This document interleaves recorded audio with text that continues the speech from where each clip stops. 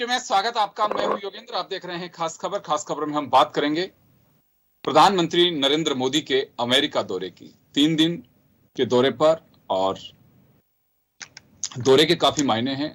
America में उनका जाना और मोदी बाइडेन के संबंधों को लेकर के कि दुनिया की नजरें ना केवल भारत, उनके रक्षा सौदे, द्विपक्षीय वार्ता सही जो अहम मुद्दे हैं उनको लेकर के।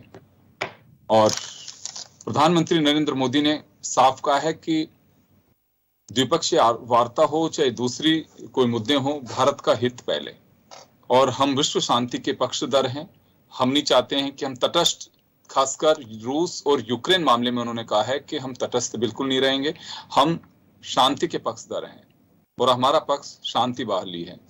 तो चलिए हम चर्चा शुरू करेंगे। रक्षा सौदों को लेकर के सबकी नजरें टिकी हुई हैं और ये कहा जा रहा है कि एक मील का पत्थर साबित होगा प्रधानमंत्री नरेंद्र मोदी इस दौरे के दरमियान। हालांकि काफी कुछ खाका पहले ही उनके जब विदेश मंत्री आए उस दरमियान, रक्षा मंत्री, उस दरमियान सारी चीजें तय हो चुकी हैं, लेकिन फिर भी अभी नजरें हैं कि चाइना को काउंटर करने के लिए और दुनिया में जिस तरह से टेररिज्म पांव पसार रहा है उसको लेकर के बहुत सारे ऐसे मुद्दे हैं जिसको लेकर के चर्चा करेंगे।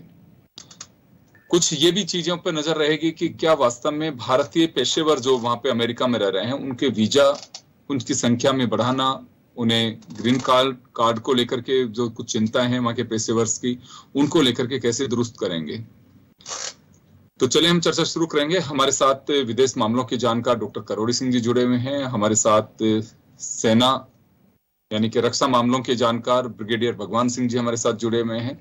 मैं ब्रिगेडियर साहब आपके पास आना चाहूंगा जी, खासकर ड्रोन्स को लेकर के। और माना जा रहा है कि इजराइल, अमेरिका के बाद भारत के पास में ऐसे ड्रोन्स होंगे जिसको लेकर के एक बड़ी डील की संभावना है और वो समय के साथ में जरूरत है। खासकर सर्जिकल स्ट्राइक या दूसरे कभी भी इस तरह के अटैक्स हैं उनमें वो काउंटर कर सकती हैं। यस, बिल्कुल सही बात है। आप ये बिल्कुल सही असेसमेंट है कि ये मोस्ट मॉडर्न वेपन है जो स्टैंड ऑफ डिस्टेंस से बिना किसी पायलट के आप दुश्मन के दूर इलाके में बियॉन्ड विजुअल रेंज यानी दिखने की दूरी से भी ज्यादा दूर जाके और दुश्मन को बर्बाद करे। और बर्बाद करने के लिए तो बहुत सारे दूसरे ड्रोन्स भी हैं जो वेपनाइज्ड हैं, बहुत सारे हैं दुनिया में। लेकिन इसकी विशेषता ये है कि ये इसमें जो डिफेंसिव सेल्फ डिफेंस का खुद का ही जो डिफेंस है वो किस तरह से दुश्मन की जो anti missile, anti drone security measures हैं, जो डिफेंस है एनिमी की, उसको किस तरह से लांघता है, ये इसकी एक विशेषता है। दूसरा, ये आसानी से डिटेक्ट होने वाला भी नहीं है। और तीसरी बात यह है कि आप यदि मशीन एयर की टीम कर दें, आप जैसे कॉम्बैट एयर टीम सिस्टम हो जाए, तो जिसमें यदि एक प्लेटफॉर्म है जो अपने देश में ऊपर सर्वेलेंस के लिए है, कमांड कम्युनिकेशन के लिए है, और दूसरा ये है एक जो डिलीवरी सिस्टम है, जो डिलीवरी सिस्टम है और कमांड कंट्रोल जो सिस्टम है, यदि दोनों का नेटवर्किंग हो जाए तो जैसे आजकल मॉडर्न वॉरफेयर में ये जो नेटवर्किंग है दैट इज मोर इम्पोर्टेंट। तो जो ये प्रेडिडेटर है ये इस मायने में एक परफेक्ट सॉल्यूशन है आज की जो प्रॉब्लम है कि दुश्मन को किस तरह से बिना देखे पहले टारगेट डेजिग्नेट करके, दूसरा इसके अंदर आर्टिफिशियल इंटेलिजेंस शामिल है जिसकी that means that it is autonomous. Autonomous का मतलब है कि इसको एक बार आपने छोड़ दिया, टारगेट डेजिग्नेट कर दिया और अपने आप उसके बाद में ये अपने आप इसको सीख करेगा, ढूंढेगा, और अपने आप यदि वो जगह बदली किया है तो ये भी जगह बदली कर देगा। इसकी एक विशेषता ये है, मान लो आपने कोई मूविंग टारगेट लिया है, कोई फॉर्मेशन मूव कर रहा है, कोई उनका एयरक्राफ्ट मूव कर रहा है, कोई भी मूव कर रहा है, वो यदि स्टैटिक पोजीशन में था और फिर वहां से मूव कर दिया तो ये एक बार लॉक इन हो गया उसके ऊपर, तो उसको फिर छोड़ेगा नहीं। दूसरा इसका ये है कि डिजिटल सिग्नेचर से ये अटैक करता है। आपने देखा होगा ईरान में कौन से साल में 2-3 साल पहले जो उनके एटॉमिक पावर प्लांट पे किस तरह से पिन पॉइंट अटैक किया गया, डिजिटल अटैक। तो इस तरह से, क्योंकि पहले से उसको डेजिग्नेट कर लिया और उसके बाद में आपका काम खत्म हो गया। तो इस तरह की इसमें विशेषताएं हैं जिसकी वजह से मेरे ख्याल से ये एक सी चेंजर है अपनी स्ट्रेटेजी में, अपनी टैक्टिकल फील्ड में और अपनी मिलिट्री पावर में। तो ये माना जा सकता है कि समय के साथ में इसकी आवश्यकता है और सही दिशा में रक्षा सौदों में भारत और अमेरिका के कदम बढ़ रहे हैं। ये नहीं, बिल्कुल इसकी बहुत जरूरत है। और अपने जैसे मॉडर्न कोई भी मॉडर्न वॉरफेयर में आप इस तरह का वेपन आपके पास है तो एक बहुत ही आपकी ताकत ये दिलाता है आपको। और खास तौर से यदि एनिमी हमारे से, उनकी आर्म्ड फोर्सेस जैसे चाइना की आर्म्ड फोर्सेस हमारे से बहुत ज्यादा मॉडर्नाइज्ड हैं, उनके पास बहुत सारे वेपन हैं जो हमारे पास नहीं। वो कम से कम 20-30 साल हमसे आगे हैं, उनको कैचअप करने में हमको बहुत टाइम लगेगा। और जब तक इस तरह की टेक्नोलॉजी, इस तरह का वॉरफेयर डिलीवरी सिस्टम हमारे पास नहीं आएगा, हम उनको कैसे कैचअप करेंगे। इसके साथ साथ जिस तरह से जो G414 इंजन आ रहा है, तो जो हमारे यहाँ जिसकी प्रॉब्लम थी, तो बार बार आपने होगा तेजस किस तरह से फेल होता है, कितनी क्रैश हो जाते हैं। तो ये एक कंबाइंड जो एयर पावर हमारा होगा, ये बहुत ही हमें मिलिट्री ताकत देगा, इसमें कोई शक नहीं है। मॉडर्न वॉरफेयर की जरूरत है। जी चलिए, मैं करोड़ी सिंह जी हमारे साथ में हैं, उनके पास में जाना चाहूंगा। सर, अमेरिका द्वारा बाइडेन के राष्ट्रपति बनने के बाद और ये देखा जा रहा है कि पूरी विश्व बिरादरी की निगाहें टिकी हुई हैं कि बाइडेन और मोदी की मुलाकात पर वास्तव में हमें कितना उत्साहित तरीके से देखा जाना चाहिए इसे। देखिए योगेंद्र जी, आपने ये शो शुरू करते हुए प्रारंभ में कहा कि हमारे प्रधानमंत्री भारत के प्रधानमंत्री ने कहा है कि हम तटस्थ नहीं हैं, शांति के पक्षधर हैं। इससे दो चीजें सामने आती हैं कि भारत किसी भी ग्रुप में सम्मिलित नहीं होना चाहता। तो भारत अपनी विदेश नीति की दो महत्वपूर्ण विशेषताएं रखेगा।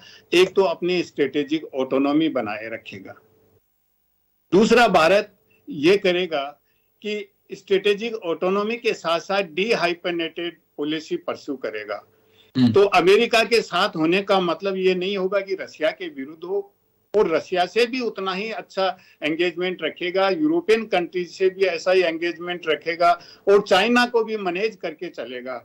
तो अमेरिका, मेरे को ऐसा लगता है कि भारत को जो नेटो प्लस प्लान है अमेरिका का, उसमें लाना चाहता है। तो मुझे नहीं लगता इसको लेके भारत के प्रधानमंत्री कोई उनको एश्योरेंस देंगे कि NATO plus means south Korea, Japan, Australia, New Zealand, Israel, ये ऑलरेडी नाटो प्लस के लिए तैयार हैं। भारत उसमें सम्मिलित नहीं होगा, इसके लिए भारत तैयार नहीं होगा। भारत का इंटरेस्ट है वो बहुत ही स्पष्ट है। एक तो भारत ट्रेड एंड इन्वेस्टमेंट को अमेरिका के साथ एक्सपेंड करना चाहता है। ड्रोन की आपने ऑलरेडी बातचीत की, भगवान सिंह जी ने बताया। और इसके अलावा भारत के ऑलरेडी एक इनिशिएटिव भारत अमेरिका का है, initiative for critical and emerging technologies. It means latest technology है, उसमें भारत और अमेरिका अपनी पार्टनरशिप दिखाएंगे। तो जो ड्रोन की बात है वो डिफेंस से रिलेटेड है, तो उसमें केवल ड्रोन तक सीमित नहीं रहेंगे, बातचीत में उससे आगे जाएंगे। ड्रोन तो एक बना बनाया ड्रोन वहां से परचेज करना है, लेकिन कोऑपरेशन को उस सीमा तक ले जाएंगे कि को प्रोडक्शन हो, भारत में कुछ स्टेब्लिश हो उसको बनाने का। तो को प्रोडक्शन की तरफ मेरे को लगता है कि भारत और प्रधानमंत्री और अमेरिका के राष्ट्रपति के बीच बातचीत होगी। दूसरा जो महत्वपूर्ण है वो ट्रेड एंड इन्वेस्टमेंट को, तो जो ये चिप्स वाला मामला है, आजकल बहुत जरूरत है भारत को सेमीकंडक्टर चिप्स के। उसके लिए भारत के प्रधानमंत्री को अमेरिका की रवाना होने से पहले कैबिनेट मीटिंग में ये अप्रूव कर दिया है। $2.7 बिलियन का एक प्रोजेक्ट ऑलरेडी अप्रूव कर दिया जो गुजरात में स्टेब्लिश होगा, और उसमें 1 बिलियन से ऊपर के इंसेंटिव देंगे तो जो सेमी कंडक्टर वाला ये है भारत के लिए, जो लेटेस्ट टेक्नोलॉजी के लिए बहुत जरूरी है, उसके लिए भी भारत एफर्ट कर रहा है। तो जो लेटेस्ट टेक्नोलॉजी है, सेमीकंडक्टर है, ड्रोन है, इन सब पे बातचीत होगी। और उस बातचीत में मुझे नहीं लगता अमेरिका के प्रेसिडेंट निश्चित रूप से नेटो प्लस की बात जो मैंने अभी बताया बात करेंगे, लेकिन भारत उसके लिए सहमत नहीं होगा। तो भारत अपना अस्तित्व, अपनी ऑटोनॉमी बनाए रखते हुए अमेरिका से सहयोग और कोऑपरेशन इवन स्ट्रेटेजिक पार्टनरशिप करने के लिए तैयार है। दो इश्यू निश्चित रूप से डिस्कस होंगे, यूक्रेन का क्राइसिस और इंडो पैसिफिक रीजन, दोनों डिस्कस होंगे। फिर भारत के प्रधानमंत्री ने वापस आते हुए तो इजिप्ट जाने का भी किया है। इजिप्ट एक बहुत ही महत्वपूर्ण कंट्री है, एक जो स्वेज कैनाल का है वो इंटरनेशनल ट्रेड के पॉइंट ऑफ व्यू से। फिर जो मेना रीजन है, middle east and north Africa को लिंक करने वाला इजिप्ट कंट्री है। तो वहां इजिप्ट के साथ भी कुछ बातचीत ऐसी होगी कि भारत का स्ट्रेटेजिक इंटरेस्ट और जो सुरक्षा संबंधी हित है, स्वेज कैनाल के और ट्रेड से रिलेटेड चीजें हैं, उन पे इजिप्ट से भी बात करते हुए आएंगे। तो मुझे लगता है कि अगर जिस तरह का प्लान किया गया है ट्रिप, अगर वो सही तरीके से चलता है तो निश्चित रूप से भारत के हित में कुछ न कुछ होगा, बहुत से एग्रीमेंट होने की संभावना है। जी योगेंद्र जी। जी बिल्कुल, आप सही कह रहे हैं। मैं करमवीर जी आपके पास जाना चाहूंगा। मैं एक बात अक्सर मैं सुनता हूं, कई राइटर्स को मैंने पढ़ा है, विश्लेषकों को भी पढ़ा है, उनका ये बात कहना होता है कि अमेरिका फर्स्ट, वो अपने हितों के ऊपर किसी को ओवरटेक नहीं करने देते हैं, उनका पहला अपना हक होता है। अभी भी कहीं आपको लगता है कि मोदी साहब से इंप्रेस्ड होंगे बाइडन, या फिर ये मान करके चले कि देखिए अमेरिका अपने हिसाब से चलता है, चाहे वो मोदी साहब हो चाहे मनमोहन सिंह जी हो, कुछ अलग हट करके मोदी जी की इस यात्रा को देखें? या फिर चाइना को काउंटर करने के लिए कहीं ऐसा तो नहीं है कि भारत को एक ध्रुव के रूप में काम लेना चाह रहा हो अमेरिका?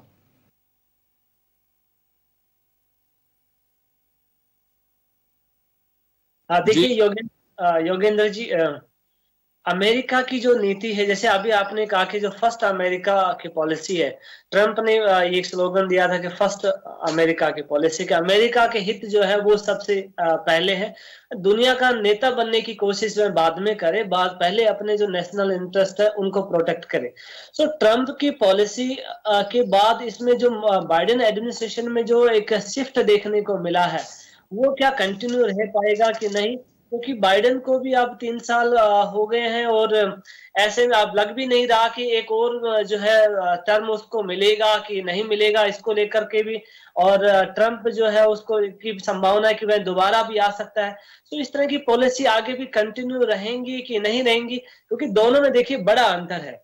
अमेरिका के जो ट्रेडिशनल अलाइज थे, जैसे जापान है एंड ऑस्ट्रेलिया है, साउथ कोरिया है, फिलीपींस भी है साउथ ईस्ट एशिया में, सो इनके साथ रिलेशंस में बहुत चेंज आया था। ट्रंप ने कहा था कि आप अपने सिक्योरिटी का अरेंजमेंट जो है वो हमारे के ऊपर डिपेंड आप मत होइए, लेकिन बाइडेन ने दोबारा से उनको आश्वस्त किया है। जिस तरह से चाइना का प्रभाव इंडो पैसिफिक रीजन में तेजी से बढ़ रहा है, जिस तरह का अग्रेशन चाइनीज साइड से हमें देखने को मिलता है, उसके बाद आप देखेंगे कि अमेरिका ने कई इस तरह के जो स्ट्रेटेजिक इनिशिएटिव लिए हैं। फॉर एग्जांपल ऑकस जो बना है, ऑस्ट्रेलिया, यूएस, यूके ने मिलकर के एक जो है ग्रुप इन्होंने बनाया है। दूसरा आप देखेंगे कि क्वाड को जो एक लंबे समय से 2007 से ये चल रही थी इस पे बातचीत, लेकिन समिट लेवल तक इसको लाने की कोशिश जो है वो इन्होंने किया, अमेरिका ने की है। और जापान के साथ इसके रिलेशंस को लेकर के देखेंगे कि दोबारा से एक एनर्जी आई है। अमेरिका चाहता है कि जापान जो है वो अपने मिलिट्री का मॉडर्नाइजेशन करे और उसको ज्यादा स्ट्रॉन्ग बनाए। और फिलीपींस के साथ आप देखेंगे कि जो स्ट्रेटेजिक रिलेशनशिप है उसको और ज्यादा स्ट्रॉन्ग किया जा रहा है, क्योंकि डोटार्टो के जाने के बाद फिलीपींस के जूनियर मार्कोस जो है उनकी लीडरशिप में फिलीपींस और अमेरिका दोनों काफी क्लोज आ रहे हैं। तो इस तरह के कई रीजनल ऑर्गेनाइजेशंस भी बने, कई इसके अलावा देखेंगे रीजनल क्वाड भी बना, जिसमें लेकिन समय के साथ आपको लगता है कि केवल अमेरिका पे हम डिपेंड नहीं है, अमेरिका को भी भारत की आवश्यकता है? देखिए बिल्कुल सही कहा आपने। भारत को को भी अमेरिका की जरूरत है। अमेरिका को मुझे लगता है कि और भी ज्यादा जरूरत है। इंडो पैसिफिक रीजन में अगर आप चाइनीज डोमिनेशन को उसको चैलेंज करना चाहते हैं या अपने अस्तित्व को बनाए रखना चाहते हैं, अपने हितों को प्रोटेक्ट करना चाहते हैं, तो वो भारत के बिना संभव नहीं है। ये छोटे छोटे जो आपके अलाइज हैं, जापान है, साउथ कोरिया है, फिलीपींस है, ये उतने लंबे समय तक या उतना स्ट्रांगली जो है आपके लिए खड़े नहीं हो सकते जितना भारत हो सकते। इंडो पैसिफिक रीजन में भारत अकेला ऐसा देश है जो चाइनीज पावर को, चाइनीज जो चैलेंज है उसको काउंटर करने के लिए एक बड़ा वो जो है प्लेयर है। लेकिन तो ऐसे में भारत को इग्नोर कोई भी नहीं कर सकता है। चाहे हम आप देखेंगे कि यूरोपियन यूनियन के मेंबर्स हो, चाहे एशिया के जो प्लेयर्स हैं, हर कोई भारत के साथ जो है अच्छे रिलेशन चाहता है। लेकिन भारत को जरूरत क्या है, जैसा किरोड़ी सिंह जी ने भी कहा है, हमें अपने स्ट्रेटेजिक जो ऑटोनॉमी है उसको मेंटेन रखने की जरूरत है। अब ये इस तरह का जमाना चला गया, कोई ऐसा ग्रुप बन गया देशों का, लड़ने लग गए। आप यूक्रेन वॉर में देखेंगे, कहने लगे कि देखो चाइना जो है वो रशिया के साथ खड़ा है, उसको हथियार सपोर्ट करेगा, ये करेगा। लेकिन चाइना ने ऐसा नहीं किया। दुनिया को दिखाने के लिए देखो हम लोग तटस्थ हैं, हम एक तरह से सपोर्ट भी कर रहा है रशिया को और दूसरी तरह से अपने आप को न्यूट्रल भी दिखाने की कोशिश कर रहा है। देखो हम तो चाहते हैं कि शांति वहां पर होना चाहिए। भारत की भी ऐसी होनी चाहिए कि भारत अपने जो हमारे स्ट्रेटेजिक इंटरेस्ट है उनको भी प्रोटेक्ट करे, अपनी ऑटोनॉमी को भी मेंटेन रखे और किसी तरह का कंप्रोमाइज है वो भारत अपने हितों के साथ यहाँ पर नहीं करेगा। लेकिन फिलहाल करमवीर जी अभी लग भी नहीं रहा है, क्योंकि जिस तरह से जयशंकर की बयान और प्रधानमंत्री नरेंद्र मोदी के बयान अगर उन पर गौर फरमाएं तो उससे लगता है कि भारत आज भी निर्गुट जो हमारी एक पॉलिसी रही है कि हम तटस्थ की भूमिका में रहेंगे, उसी भूमिका में रहा है। वसुधैव कुटुंबकम की जो भावना भारत की रही है और ये मान करके चला जाता है कि हम किसी भी कीमत पर हम बहाली हमारी पहली प्राथमिकता होगी, विश्व बिरादरी को समझना चाहिए। मैं एक बार ब्रिगेडियर भगवान सिंह जी का रुख करना चाहूंगा। सर, मेक इन इंडिया की बात कही गई थी कि मेक इन इंडिया ये बड़ी डील होगी, हम टेक्नोलॉजी ट्रांसफर की बात करेंगे वहां से, ताकि इन फ्यूचर हम लोग उसमें और ऐड करके हम यहाँ से उसे बना सकें। क्या वास्तव में इस दिशा में कुछ कदम आगे बढ़ सकते हैं? क्योंकि हमारी आवश्यकता ये भी होगी कि मार्केट के लिहाज से भी हम केवल अमेरिका पे डिपेंड नहीं रहे। इन फ्यूचर हम उस टेक्नोलॉजी में, हमारे भी हुनरकारों की कोई कमी नहीं है, अगर वो यहाँ पे आती हैं तो क्या उसे ट्रांसफर भी कराने की कोशिश की जाएगी या फिर ऑलरेडी इस एजेंडे में है कि मेक इन इंडिया भी होगा इसमें? अनम्यूट करें सर, म्यूट है सर, म्यूट है आपके यहाँ को और आगे बढ़ा दिया आत्मनिर्भर भारत। और अब थोड़े 2-4 साल बाद में यदि मोदी जी रहे तो और कोई नाम इसका देंगे। अभी तक तो ये हाथी की चाल या क्या बोलते कि वो जो चलता है कछुआ की चाल चली है ये मेक इन इंडिया। लेकिन अभी चूंकि यूक्रेन के युद्ध से अमेरिका की जो ताकत है उससे भी उसको एहसास हो गया कि तू ज्यादा कुछ कर नहीं सकता है, ना रूस कुछ ज्यादा कर सकता है। तो इसलिए ये जरूरी है कि आपकी जो इकोनॉमिक पावर है कम से कम वो तो प्रोमिनेंट रहे, वो उसमें तो मेरी दादागिरी चलती रहे। तो इसके लिए इकोनॉमिक आपको एडवांटेज लेने के लिए भारत जैसे इतना बड़ा मार्केट उसको कहीं दुनिया में मिलेगा नहीं। चाइना से इनका टेंशन चल रहा है तो चाइना से वो अपना मार्केट कम, ट्रेड कम करने की कोशिश करेंगे, क्योंकि चाइना अमेरिका से ज्यादा फायदा उठा रहा था अमेरिका के साथ ट्रेड से, क्योंकि Chinese are very smart people. वो तो अपना फायदा पहले देखते हैं, चाहे पाकिस्तान में मदद करते हैं लेकिन सबसे ज्यादा अपना फायदा देखते हैं, वो चाहे मर जाए लेकिन पहले अपना फायदा होना चाहिए। तो इसलिए वो चाहते हैं कि भारत की जो मार्केट है वो मार्केट हमारे यहाँ भी ऐसे आप कोई हम चीजें नहीं खरीद लेंगे। हम सबसे पहले जैसे किरोड़ी जी ने बताया कि एक तो high technology, modern latest technology और एक इमर्जिंग टेक्नोलॉजीज। ना इमर्जिंग टेक्नोलॉजीज कौन कौन सी है? आपका आर्टिफिशियल इंटेलिजेंस है, साइबर स्पेस है, साइबर सिक्योरिटी है, इलेक्ट्रोमैग्नेटिक फील्ड है। तो ये जो इमर्जिंग टेक्नोलॉजीज हैं, स्पेस साइंस है, इनमें हम हमारी मदद करेगा का मतलब है कि we are already doing something here. हम खुद ही मैन्युफैक्चर कर रहे हैं यहाँ कुछ, लेकिन जो लेटेस्ट टेक्नोलॉजी उसमें आ जाए, वो कन्वर्जन हो जाए, उनका सिनर्जाइज हो जाए उसकी जो लेटेस्ट टेक्नोलॉजी से जो हम कर रहे हैं, तो ये सोने पे सुहागा हो सकता है। लेकिन देखिए बात यह है कि लेटेस्ट टेक्नोलॉजी, कोई भी कंट्री, आर्टिफिशियल इंटेलिजेंस देख लीजिए, आर्टिफिशियल इंटेलिजेंस में कोई भी आपको लेटेस्ट देने को तैयार नहीं होगा, चाहे, क्योंकि ये बड़ी खतरनाक टेक्नोलॉजी है। क्योंकि नया नया अभी सब कुछ लोग वो देख रहे हैं कि हमने बहुत इस पे एक्सरसाइज की है और हमारे कीमत पे, हमारे ख्वाहिश पे, हमारी चॉइस पर हम इसे आगे बढ़ाने की कोशिश करेंगे। और एक मुझे लगता है कि एक डिपेंडेंसी दे रहे हैं, उसके बाद में सारा कंट्रोल है आज भी जो विकसित राष्ट्र अपने हाथ में रखना चाहते हैं, ताकि एक्टिविटी का भी पता लगा सकें कहाँ चल क्या रहा है। क्योंकि जो वेपन, नई टेक्नोलॉजी को आपको देना चाहते हैं, ये कुछ मेरी जो बात हुई है, हो सकता है कि इसके पीछे कुछ और भी हो। भगवान सिंह जी, अभी भी लगता है कि विकसित राष्ट्र ये सोच के चलते हैं जो टेक्नोलॉजी दे रहे हैं उसका रिमोट हमारे पास में होना चाहिए। नहीं, देखिए, वो तो कोई भी कंट्री नहीं देगा आपको। इन एनी केस, जैसे अभी ये जो टेक्नोलॉजी दे रहे हैं, आपका इंजन दे रहे हैं, जो इंजन दे रहा है 414, वो ऑलरेडी इसकी नेक्स्ट जनरेशन जो इसका Mark 2 या Mark 3 जो है, उसके ऊपर काम करना शुरू कर दिया उन्होंने। तो लेटेस्ट तो फिर वो हो जाएगा जब हमारे यहाँ मैन्युफैक्चर करेंगे, ये तो 2-3 जनरेशन पीछे हो जाएगा, लेकिन फिर भी it is the latest for us और बहुत सारी दुनिया के लिए। तो हमें तो फायदा है, कुल मिला के जो भी टेक्नोलॉजी मिलेगी हमारे लिए वो लेटेस्ट है, क्योंकि वो हो सकता है लेटेस्ट नहीं है उन लोगों के लिए, लेकिन हमारे लिए तो, क्योंकि ये स्टेप आप यदि 1 2 3 4 5 से नहीं चलोगे तो सीधा 1 से 5 पे नहीं जा सकते आप। आपको बीच में डेवलप करनी ही पड़ेंगी, जो इंटरमीडिएट टेक्नोलॉजीज है उनको सिनर्जाइज करना पड़ेगा आपको। बिल्कुल बिल्कुल। चलिए सर, समय कम है, मैं एक बार दोनों के पास में जाना चाहूंगा। मैं करोड़ी सिंह जी आपके पास में आना चाहूंगा।